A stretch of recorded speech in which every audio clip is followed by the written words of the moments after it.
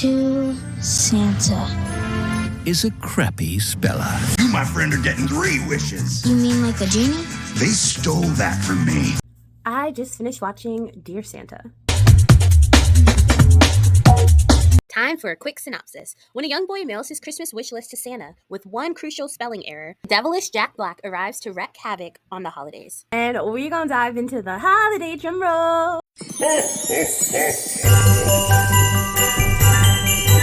Y'all, I'm giving this movie a gift or two. I honestly went into this movie, I liked the concept of it, and I was like, okay, this is something different.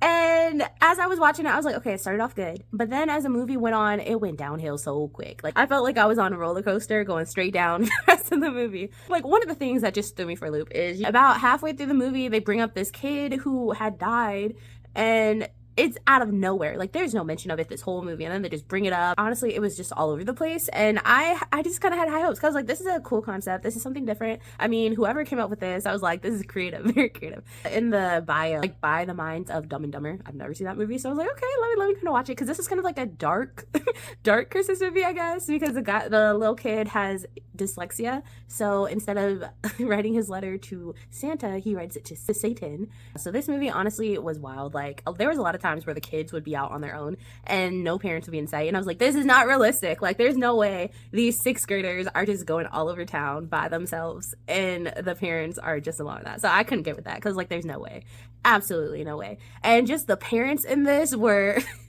all over the place too. Like, they were terrible. Honestly, I think this was just a fun movie. The people that decided to be in it, like, oh, this is an interesting concept, I'm gonna be in it, because I haven't heard of anything like this. And also, I feel like this movie, they had the kids kind of acting like older than they were. There's this one part where after the main character gives his soul to Satan, they're being mean to everyone. And I was like, that came out of left field, because the kid up until now had been like pretty respectful, and he's like, okay, and then it's like a day change, he's like, oh, then he starts being mean to everyone, and I was like, that wouldn't happen in a day. Like, there were just a bunch of like over the top. Post Malone is like a whole plot story in there, he makes an appearance, and it was just kind of like a weird movie.